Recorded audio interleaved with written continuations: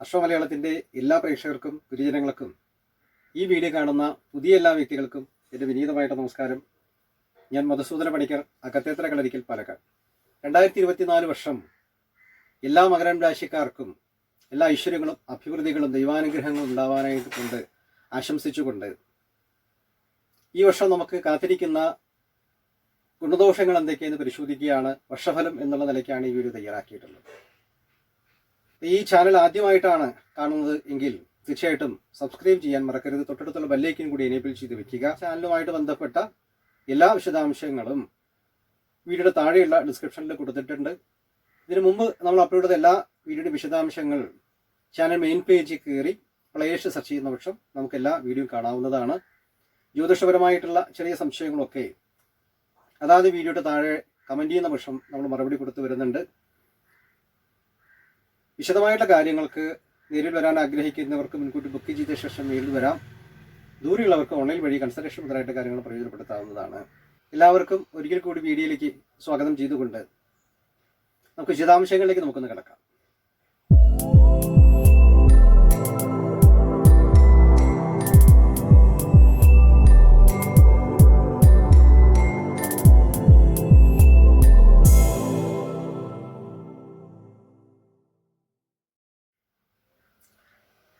മകരം രാശിക്കാരെ സംബന്ധിച്ചിടത്തോളം 2024 വർഷം ആരോഗ്യപരമായി അല്പം ശ്രദ്ധിക്കേണ്ടതുണ്ട് എന്ന് സൂചിപ്പിക്കുന്നു.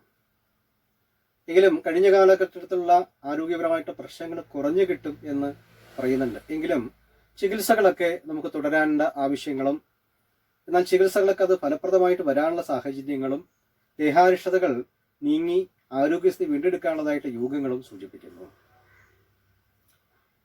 എങ്കിലും കർമ്മരംഗത്ത് അഭിവൃദ്ധി, കഴിഞ്ഞ കാലത്തുള്ളതായിട്ടുള്ള കാര്യതടസ്സങ്ങൾ, അതുപോലെ നമുക്ക് വന്നു ചേരേണ്ടതായിട്ടുള്ള സാമ്പത്തികപരമായിട്ടുള്ള കാര്യങ്ങൾ, ഇതൊക്കെ നമുക്ക് അനുകൂലമായിട്ട് വരാനും ചിലവർക്ക് നല്ല പ്രവൃത്തി കാര്യങ്ങളൊക്കെ പുതിയ ജോലി കാര്യങ്ങളിലൊക്കെ പ്രവേശിക്കാനും സാധ്യതയുണ്ട് എന്ന് സൂചിപ്പിക്കുന്നു.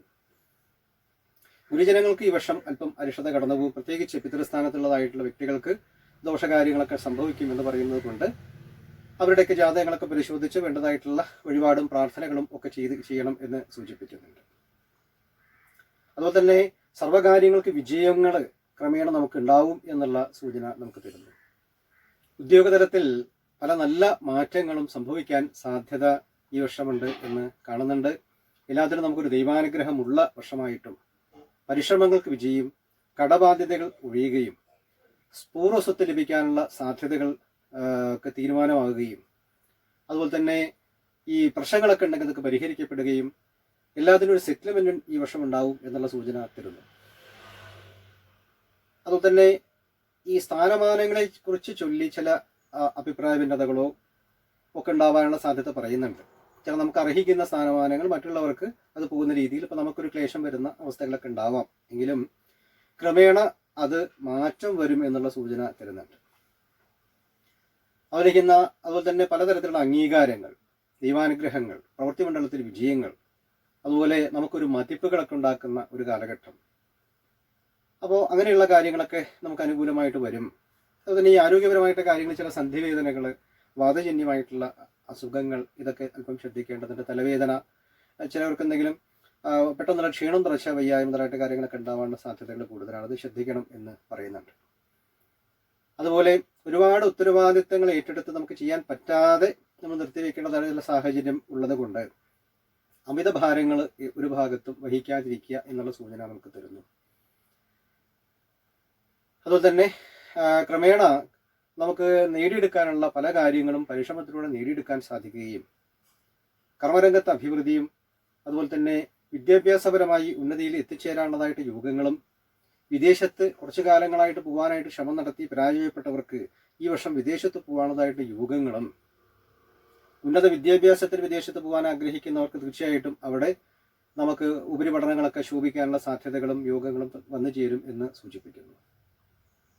അതുപോലെ തന്നെ ഗവൺമെന്റ് തലത്തിലുള്ളതായിട്ട് പല അംഗീകാരങ്ങളും നമുക്ക് വരാം. സെൻട്രൽ ഗവൺമെന്റായിട്ട് ബന്ധപ്പെട്ട മേഖലയിൽ പ്രവർത്തിക്കാനുള്ള സാഹചര്യങ്ങൾ കാണുന്നു. പ്രവൃത്തി മണ്ഡലത്തിൽ ഒരു കാര്യം പ്രത്യേകം ശ്രദ്ധിക്കേണ്ടത്, ചില കോമ്പറ്റീഷൻ വളരെ അധികം വർദ്ധിക്കാൻ സാധ്യതയുണ്ട് എന്ന് പറയുന്നത്. അപ്പോൾ മത്സരങ്ങൾ ഒഴിവാക്കുക. ഇപ്പോൾ പൊതുവിഷയങ്ങളിലൊക്കെ ഇടപെടുന്നതായിട്ട് വ്യക്തികൾ, രാഷ്ട്രീയമായിട്ടുള്ള പരമായിട്ടുള്ള വ്യക്തികൾക്കൊക്കെ ഈ ഒരു വർഷം വളരെയധികം എന്താ പറയുക, പ്രത്യേകിച്ച് അവരുടെ ഒരു കഴിവ് തെളിയിക്കേണ്ട വർഷമായിട്ടും അംഗീകാരങ്ങളൊക്കെ ഉണ്ടാക്കിയെടുക്കേണ്ട വർഷമായിട്ടുമാണ് സൂചിപ്പിക്കുന്നത്. അതുകൊണ്ട് അതിനെക്കുറിച്ചുള്ള ആ പ്രവർത്തനങ്ങളൊക്കെ വളരെയധികം നന്നാവാനും കാര്യങ്ങളൊക്കെ ക്രോഡീകരിച്ച് മുന്നോട്ട് പോകാനും എല്ലാത്തിനും നമുക്കൊരു ദൈവാനുഗ്രഹം ഉണ്ട്, എല്ലാത്തിനും ലീഡ് ചെയ്യാനുള്ളതായിട്ടുള്ള ഒരു കഴിവുകളും നമുക്ക് പൊതുവെയുള്ള ഒരു ശക്തിയും ആത്മവിശ്വാസങ്ങളൊക്കെ നമുക്ക് വർദ്ധിക്കും എന്ന് സൂചിപ്പിക്കുന്നു. അതിലിഷ്ടപ്പെട്ട സ്ഥലത്തേക്കുള്ള മാറ്റങ്ങളും പ്രൊമോഷനും ഒക്കെ നമുക്ക് പ്രതീക്ഷിക്കാം എന്ന് കാണുന്നുണ്ട്. വിവാഹമംഗള കർമ്മങ്ങളൊക്കെ നടക്കാനുള്ള യോഗം ഈ വർഷം കാണുന്നു. ദാമ്പത്യ സൗഖ്യം ഉണ്ടാവും. സന്താനങ്ങൾ അല്പം വൈകും എന്ന് ചിലർക്ക് സൂചിപ്പിക്കുന്നുണ്ട്. എങ്കിലും ക്രമേണ ഈ വർഷത്തിന്റെ ആദ്യ പകുതിക്ക് ശേഷം നല്ല സന്താന ഉൽപ്പത്തിക്ക് യോഗമുള്ള ഒരു വർഷമായിട്ടും പ്രത്യേകിച്ച് പറയുന്നു. ജാതകങ്ങളൊക്കെ പരിശോധിച്ച് എന്തെങ്കിലും കുറവുകളുണ്ടെങ്കിൽ പരിഹരിക്കപ്പെടുക, ആരോഗ്യപരമായിട്ടുള്ള കാര്യങ്ങളൊന്ന് ബലപ്പെടുത്തി മുന്നോട്ട് പോവുകയും വേണം. തീർച്ചയായിട്ടും നല്ല സന്താനങ്ങൾ ജനിക്കാനും സാധ്യത ഈ വർഷം സൂചിപ്പിക്കുന്നുണ്ട്. അതുപോലെ തന്നെ ഈ കൃഷി നാൽക്കാലികളുമായിട്ട് ബന്ധപ്പെട്ട പ്രവൃത്തികളിലൊക്കെ ഏർപ്പെട്ടവർക്ക് തീർച്ചയായിട്ടും കഴിഞ്ഞ വർഷത്തെ അപേക്ഷിച്ച് നമുക്ക് ഈ വർഷം കുറച്ച് സാമ്പത്തിക ലാഭങ്ങളൊക്കെ പ്രതീക്ഷിക്കാം. നാൽക്കാലിക അഭിവൃദ്ധികളൊക്കെ ഉണ്ടാവും എന്ന് സൂചിപ്പിക്കുന്നു. വസ്തു വാങ്ങിക്കാൻ യോഗം കാണുന്നു, ഗൃഹനിർമ്മാണങ്ങൾ കാണുന്നു. അതുപോലെ പുതിയ വാഹനങ്ങളൊക്കെ വാങ്ങിക്കാനുള്ള സാധ്യതകളും ഗവൺമെന്റ് തലത്തിലുള്ള അംഗീകാരങ്ങളൊക്കെ ലഭിക്കാനും സാധ്യത കാണുന്നുണ്ട്. ഇപ്പൊ ഗവൺമെന്റ് തലത്തിൽ നമുക്ക് വന്നു ചേരേണ്ട എല്ലാ അംഗീകാരങ്ങളും വന്നു ചേരാനുള്ള സാധ്യതകൾ പ്രത്യേകിച്ച് പറയുന്നു.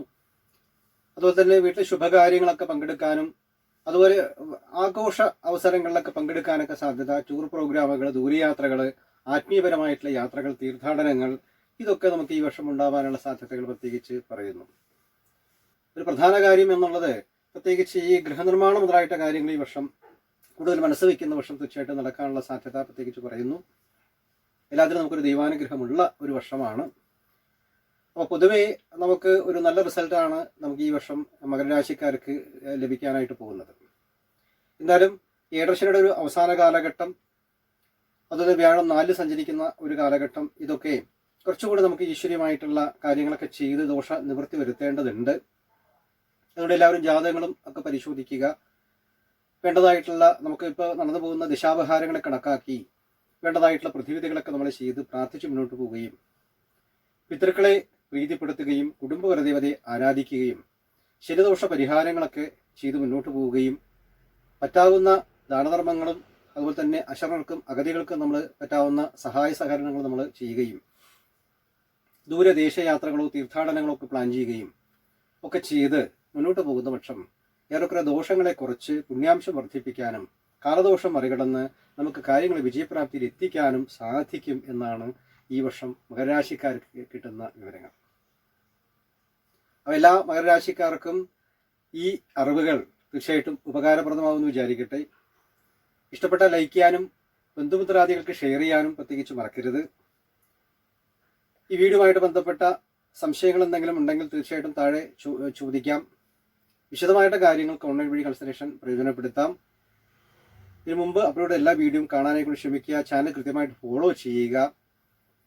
അപ്പോൾ എല്ലാവർക്കും എല്ലാ ഐശ്വര്യങ്ങളും അഭിവൃദ്ധികളും ദൈവാനുഗ്രഹങ്ങളും ഈ വർഷം ഉണ്ടാവട്ടെ എന്ന് ഒരിക്കൽ കൂടി ഭഗവാനോട് പ്രാർത്ഥിച്ചുകൊണ്ട് അടുത്ത ഒരു നല്ല വീഡിയോയുമായിട്ട് വീണ്ടും കാണുമ്പോഴേക്കും എല്ലാവർക്കും എൻ്റെ വിനീതമായിട്ടുള്ള നമസ്കാരം.